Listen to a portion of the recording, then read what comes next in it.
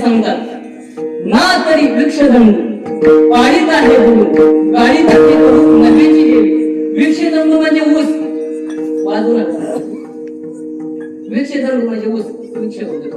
वृक्षदंड म्हणजे ऊस. ऊस ज्यानं पाळला त्याला गोड लागतोय आणि ज्यानं चरख्यातून काढला त्याला कडू लागतोय, असं आहे का? ज्यानं ऊसाचं पालन केलं पाळा त्याला सुद्धा त्या ठिकाणी गोडच लागतो आणि ज्यानं चरख्यातून काढला त्याला सुद्धा गोड लागतो. ऊसाजवळ भेद नाही. दुसरी ओवी सांगतो, जो खंडावया घाव घाली.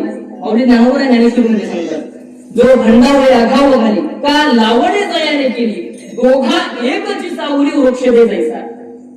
माऊली ज्ञानोबा म्हणतात, जो झाड